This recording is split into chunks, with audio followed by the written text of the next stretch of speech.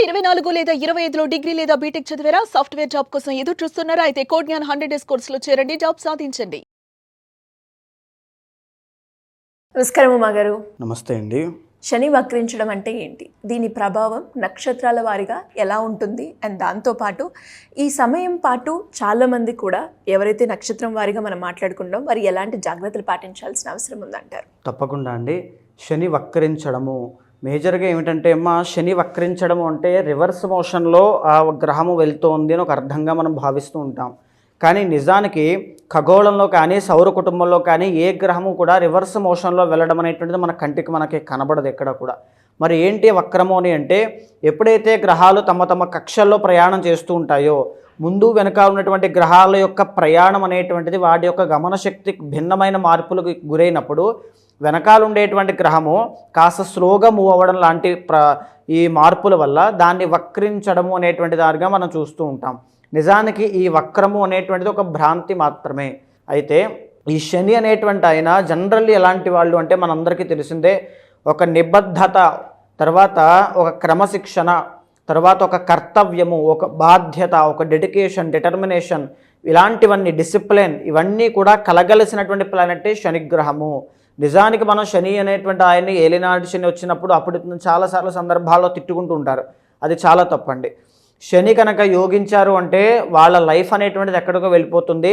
ఎవరి సహాయ సహకారములు కూడా అవసరం లేకుండా వాళ్ళంతటా వాళ్ళే నిలబడగలిగేటువంటి కెపాసిటీ ఉన్న వాళ్ళగా వాళ్ళు ఎదగగలుగుతారు. అది శని అంటే. సో మేజర్గా ఇప్పుడు శని అనేటువంటి ఆయన మందగమనుడుగా శాస్త్రం చెబుతోందండి. అంటే స్లో మూవింగ్ ప్లానెట్ అనమాట. రిజల్ట్స్ కూడా అలాగే స్లోగా, పనులన్నీ స్లోగా వెళ్తూ ఉంటాయి, డబ్బులు స్లోగా వస్తుంటాయి, ప్రమోషన్ స్లోగా వస్తుంది, పెళ్లి స్లోగా అవుతుంది. కానీ ఎప్పుడైతే వక్రిస్తారో భిన్నమైన మార్పులకి కలిగి ఫాస్ట్ రిజల్ట్స్ అనేటువంటి వస్తాయి, ఇమీడియట్ యాక్షన్స్ ఉంటాయి ప్రతి దాంట్లోనూ. అది మంచైనా చెడైనా ట్రాన్స్ఫర్లు ఫాస్ట్గా అయిపోతాయి, ఉద్యోగం ఫాస్ట్గా వచ్చేస్తుంది, పెళ్లి ఫాస్ట్గా అయిపోతుంది, ఉద్యోగం ప్రతి దాంట్లోనూ కూడా ఇమీడియట్ యాక్షన్స్ వచ్చేటువంటిది శని వక్రించినప్పుడు. అది గోచారంలో అయినా పర్సనల్ చాట్లో అయినా. సో ఇక్కడ జరిగినటువంటి మార్చి 30వ తారీఖు దగ్గర అండి శని ఎప్పుడైతే మీనరాశిలోకి ఎంటర్ అయ్యారో అప్పటి వరకు ఏలినాటి శనిలో ఉండేటువంటి మకర రాశి వాళ్ళకి ఏలినాటి శని విడిపోయింది. కుంభ, తర్వాత మీన, తర్వాత మేషరాశుల వాళ్ళకి ఏలినాటి శని అనేటువంటిది ఇప్పుడు ప్రజెంట్ నడుస్తోంది. తర్వాత మిథున రాశి వాళ్ళకి కంటక శని ప్రారంభమైంది, సింహరాశి వాళ్ళకి అష్టమ శని ప్రారంభమైంది, ధనస్సు రాశి వాళ్ళకి అర్ధాష్టమ శని ప్రారంభమైంది. ఇప్పుడు ఈ శని వక్రించడం మూలాన మీనంలోంచి కుంభంలోకి ఆయన యొక్క ప్రయాణము పూర్వాభాద్ర ఉత్తరాభాద్ర నక్షత్రాల గుండా ప్రయాణం అవుతుండడం మూలాన కుంభరాశిలో శని ఉంటే ఎలాంటి ఫలితాలు ఉంటాయో అలాంటి ఫలితాలు కూడా ఇస్తారు. సో అలాంటప్పుడు ఏం జరుగుతుంది, మళ్ళా ఈ యొక్క వృషభ రాశి వాళ్ళకి కంటక శని యాక్టివేట్ అవుతుంది, కర్కాటక రాశి వాళ్ళకి అష్టమ శని యాక్టివేట్ అవుతుంది, వృశ్చిక రాశి వాళ్ళకి అర్ధాష్టమ శని యాక్టివేట్ అవుతుంది. అలాగే మకర రాశి వాళ్ళకి కూడా మళ్ళా ఏలినాటి శని యొక్క ప్రభావము ఈ 4 మాసాలు ఉండే అవకాశాలు ఉంటాయి. ఎప్పటి వరకు? జూలై 18వ తారీఖు మొన్న జరిగినటువంటి దాని నుంచి మనం ఆల్రెడీ మాట్లాడుకుంటూ ఉన్నామండి ఈ విషయంలో. నవంబర్ 27వ తారీఖు వరకు సుమారుగా 140 రోజుల పాటు 4.5 మాసాలు ఈ శని వక్రము అనేటువంటిది కలగడం జరిగింది. సో ఈ పీరియడ్ ఆఫ్ టైంలో చాలా భిన్నమైన మార్పులు ప్రతి నక్షత్రానికి, ప్రతి రాశికి అన్ని విధాలుగా కలుగుతోంది. కాబట్టి ఒక్కొక్కటి మనం ఎలా ఉంటుంది అనేటువంటిది చూద్దామమ్మా. మరి విశాఖ నక్షత్రం వారికి శని వక్రించడం వల్ల ఎలాంటి ప్రభావం ఉండే అవకాశం ఉందంటారు? దాంతోపాటు ఈ 4 నెలలు వారు ఏ సందర్భాల్లో జాగ్రత్త పడాల్సిన అవసరం ఉందంటారు ఉమా గారు? తప్పకుండా అమ్మ. విశాఖ నక్షత్రము 1, 2, 3 పాదములు తులారాశిలో సంచారం చేస్తూ ఉంటే 4వ పాదము అనేటువంటిది వృశ్చిక రాశిలో సంచారం జరుగుతుంది. అయితే మనము స్పెసిఫిక్గా డీటెయిల్గా మాట్లాడుకుంటే అమ్మ 1, 2, 3 పాదం వాళ్ళు తులారాశిలో ఉంటారు. జరిగినటువంటి మార్చి 30వ తారీఖు తర్వాత మీకు శని పంచమంలోంచి 6th హౌస్లోకి ఎంటర్ అవ్వడం జరిగింది. దీనివల్ల ఏం జరుగుతుంది, శని యోగించడం స్టార్ట్ చేశారండి. అంటే మంచి శుభ ఫలితాలు ఇవ్వడము. ఎలాంటి శుభ ఫలితాలు? శత్రునాశనం, ఆరోగ్య సమస్యలు తగ్గడం, రుణ బాధల నుంచి బయటికి రావడం, ఇలాంటివి అన్నమాట. సో ఇవ్వడం స్టార్ట్ చేశారు. ఇక్కడ మళ్ళా ఏవైంది, జూలై 13 నుంచి 18వ తారీఖు లోపల శని వక్రించడం స్టార్ట్ చేయడం వలన మళ్ళీ బ్యాక్ అండి. అంటే కుంభరాశిలో శని ఉంటే ఎలాంటి ఫలితాలు ఉంటాయో అలాంటివి ఇవ్వడం మళ్ళీ ప్రారంభమైంది. దీనివల్ల ఏంటి, 6th హౌస్లో శని వక్రించి ఉండడం మూలాన ఆరోగ్య సమస్యలు ఇంకా ఫాస్ట్గా తగ్గుతాయి. తర్వాత రుణ బాధలు ఇంకా ఫాస్ట్గా తగ్గిపోతాయి, ఉపశమనం కలుగుతుంది. అండ్ ఇంకొకటి ఏంటి, ఈ యొక్క శత్రువుల మీద ఆధిక్యత ప్రదర్శించడం అనేటువంటిది కూడా చాలా ఫాస్ట్గా రిజల్ట్స్ కనబడడం, ఇమీడియట్ యాక్షన్స్ అండి. మళ్ళీ ఇంకోటి ఏంటి, ఈ వక్రించడం మూలాన 5th హౌస్లో ఈ యొక్క ఫలితాలు పడడం మూలాన కుంభరాశిలో ఎలా ఉంటే అలాగో దీని మూలాన ప్రేమ వ్యవహారాల్లో అపజయాన్ని చూడడం కానీ, నడవడిక బిహేవియర్లో చాలా చేంజెస్ రావడం కానీ, ఉన్నత విద్య హైయర్ స్టడీస్ కోసం వెళ్ళినటువంటి వాళ్ళు ఇబ్బందులు పడడం కానీ జరిగే అవకాశాలు ఉంటాయి, మళ్ళీ తిరిగి రావడం ఇలాంటివి. అయితే శని అనేటువంటి ఆయనకి 3 ఆస్పెక్ట్స్ ఉంటాయండి. 3, 7, 10 వృషభ, కన్య, ధనుసు రాశులు యాక్టివేట్ అవుతున్నాయి దీని మూలంగా. అయితే ఏం జరుగుతోంది, ఈ 1, 2, 3 పాదం వాళ్ళకి ఫస్ట్ 3rd ఆస్పెక్ట్ అయినటువంటి 8th హౌస్ అయినటువంటి వృషభ రాశి యాక్టివేట్ అవ్వడం మూలాన మీ సిబిలింగ్స్తో కానీ మీ కొలీగ్స్తో కానీ చాలా కేర్ఫుల్గా ఉండండి. క్లాషెస్ రావడం కావచ్చు, మీరు వాళ్ళకి సహాయం చేసినవి వాళ్ళకి డబ్బులు ఇచ్చినవి తిరిగి రాకుండా బ్లాక్ అయిపోవడం ఇలాంటివి కనబడడం కానీ, మీరు డబ్బులు ఉన్నాయి అని కానీ నా దగ్గర ఈ పని తెలుసు నాకు ఈ టాలెంట్ ఉందని కానీ ఎక్స్పోజ్ అవ్వద్దు, ఈ టైంలో అది మంచిది కాదు. తర్వాత వాహన ప్రమాదముల విషయంలో జాగ్రత్తగా ఉండండి. ఎస్పెషల్లీ ఎవరైతే మీ జాబ్ చేయడానికి కానీ మీ వ్యాపారంలో డైలీ తిరుగుతూ ఉంటారు చూసారమ్మా, small travellings, daily up and down చేయాలి 5 to 6 kilometers, అలాంటి వాళ్ళకి చిన్న గాయాలు అవడం ఇలాంటివి కనబడుతూ ఉంటాయి, లేదా ఇబ్బందులకు గురవడం ఇవి కనబడతాయి. తర్వాత 12th హౌస్ అయినటువంటి కన్యా రాశి యాక్టివేట్ అవ్వడం మూలన లీగల్ లిటిగేషన్స్లో ఉన్నటువంటి వాళ్ళకి కాస్త మళ్ళీ ఇబ్బందులు ఎదురవుతాయని చెప్పచ్చు. లేదా లీగల్ లిటిగేషన్స్లో లేని వాళ్ళకి కూడా కొత్త వేదన వచ్చే అవకాశాలు ఉంటాయి. Loss of money, loss of wealth, loss of health, loss of thoughts, loss of energy. అంటే మీరు కష్టపడతారు, మీ ఎఫర్ట్స్ పెడతారు, కానీ రిజల్ట్స్ అనేవి మీకు రావు, వ్యయం అంటే వెళ్ళిపోతూ ఉంటాయన్నమాట.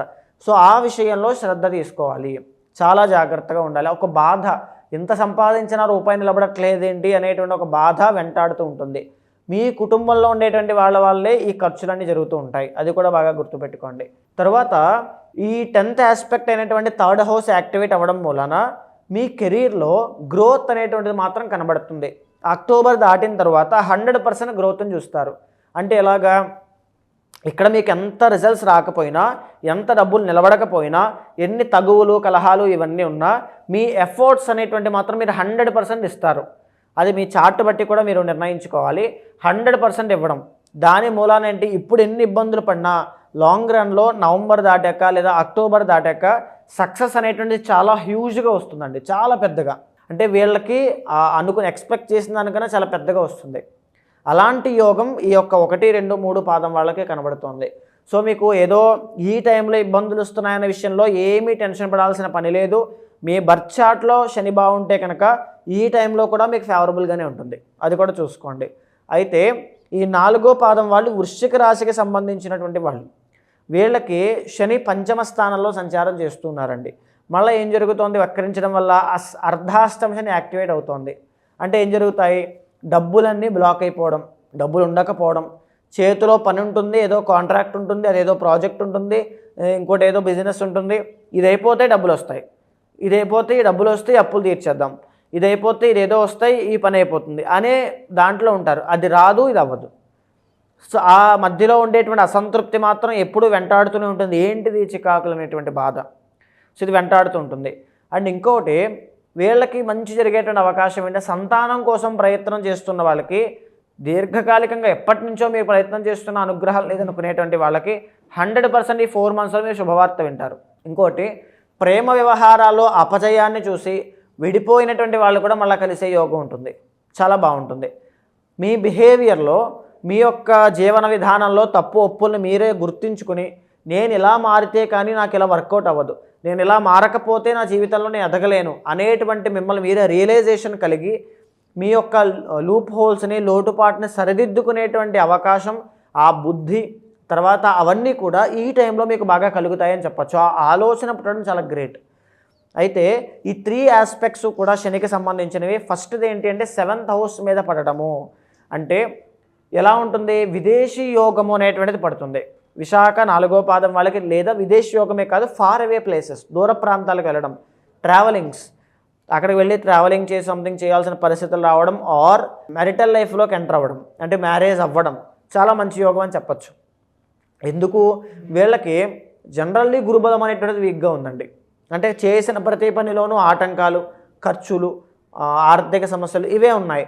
కానీ శని యోగించడం కాస్త మంచిని చేస్తారు. కానీ మళ్ళీ అర్ధాష్టమ శని యాక్టివేషన్లో ఉంది. అంటే ఎవ్రీథింగ్ చూస్తే ఒక ముడిలో ఉంటుందన్నమాట. ఆ ముడి విప్పాలి అంటే శని అనుగ్రహం మీకు కావాలి, గురుడి యొక్క అనుగ్రహం మీకు కావాలి. తర్వాత 11th హౌస్ అనేటువంటిది యాక్టివేషన్లో ఉంది. ఇది చాలా మంచిది. దీనివల్ల ఏంటి అంటే ఎప్పుడైనా సరే బాగా గుర్తుపెట్టుకోండి, ఈ 4 monthsలో మీరు బాగా కింద డీప్ డౌన్లో ఉన్నప్పుడు, చాలా కష్టాల్లో ఉన్నప్పుడు ఎవరో ఒక పెద్ద వ్యక్తి మీకు సహాయం చేసే ఫ్రెండో, మీ సొసైటీలో ఉండేటువంటి తెలిసిన వ్యక్తో మిమ్మల్ని అలా పట్టుకుని పైకి తీసుకొచ్చి ఒడ్డున పెట్టేసి వెళ్ళిపోతారు. తెలుసో తెలియకో ప్రత్యక్షంగానో పరోక్షంగానో మీరు సహాయం పొందుతారని చెప్పొచ్చు. చాలా బాగుంటుంది. తర్వాత ఫైనాన్షియల్గా అయితే చాలా ఇబ్బంది పడతారండి. ఎందుకు?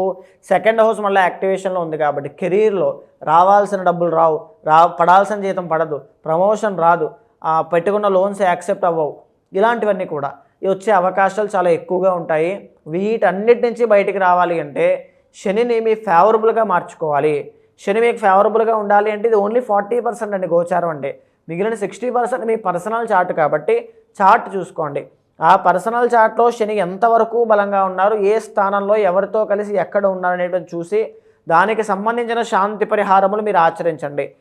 100% శని కనుక మీకు ఫేవరబుల్ అయ్యారంటే ఈ ఇయర్ అంతా కూడా మీకు రాజయోగమే. మరి మీరు అన్నట్టుగానే ఇంకా ఎవరికైనా కూడా శని వక్రించడం వల్ల కావచ్చు, లేదంటే ఇంకా ఇతర సమస్యతోటి ఎవరైనా కూడా ఎదుర్కొన్నప్పుడు ఆస్ట్రాలజీ పరంగా రెమెడీ చేయించుకోవాలి అన్న వాళ్ళు ఎవరైనా కూడా మిమ్మల్ని అప్రోచ్ అవ్వాలి అంటే ఎలా ఉంటుంది? తప్పకుండా అమ్మ. మనం ఇప్పుడు మాట్లాడుకునేటువంటి అంశములన్నీ కూడా గోచారానికి సంబంధించినవండి. కానీ మీ పర్సనల్ చార్ట్ అనేటువంటిది మీకు మాత్రమే మీ కర్మానుసారైనా వచ్చినటువంటిది కాబట్టి మీరు ఎలాంటి సందర్భాల్లో ఇబ్బందులు పడేటువంటిది ఉంది, ఎక్కడ జాగ్రత్తగా ఉండాలి, ఎక్కడ మనం ప్రికాషన్స్ తీసుకోవాలి, ఎలాంటి కర్మ ఉండడం వల్ల మనం ఏ సమస్యలు ఇరుక్కుంటామో దానికి సంబంధించి ఎలాంటి పూజలు చేసి ఆ కర్మని ప్రాయశ్చిత్తం చేసుకుని ముందుకు వెళ్ళాలి, ప్రతిదీ కూడా మీ జన్మ కుండలిలో తెలుస్తుంది. సో ఎవ్రీథింగ్ అన్నీ కూడా అండి. అయితే మీ జన్మ కుండలి ఎవరైనా సరే అలాంటి వాళ్ళు ఉంటే కనుక అనుకుంటే కనుక మీకు కింద కనిపించే నెంబర్కి కాల్ చేస్తే మా వాళ్ళు మీకు పూర్తి వివరాలు అందిస్తారు. మీ యొక్క జన్మ కుండలి చూసిన తర్వాత నవాంశ దశాంశ ఎవ్రీథింగ్ అన్నీ చూసిన తర్వాత గోచారంతో సమన్వయం చేస్తూ చాలామందికి నేను ఇదవ్వాలి అదవ్వాలని కోరికలు ఉంటాయండి. ఏ మార్గంలోకి వెళ్ళాలో తెలియదు, అసలు నిజంగా అవుతానో లేదో తెలియదు, లైఫ్ని రిస్క్లో పెడుతున్నానని ఒక భయం ఉంటుంది. అలాంటి వాళ్ళైనా హెల్త్ ఇష్యూస్ అనేటువంటివి తీవ్రంగా ఉండి ఎలాంటి రెమెడీ ఫాలో అవ్వాలో తెలియటువంటి వాళ్ళకైనా ఖచ్చితంగా మీరు జాతకం తీసుకురండి. మీకు ఒక ప్రాపర్ రెమెడీ అనేటువంటి చెప్తాను. ఏవైనా దోషాలుంటే శాంతి పరిహారములు మీతో ఆచరింపజేసి భగవత్ అనుగ్రహం కలిగేలా చేస్తాను. థ్యాంక్ యూ అమ్మ గారు. Thank you so much. నమస్తే అమ్మ.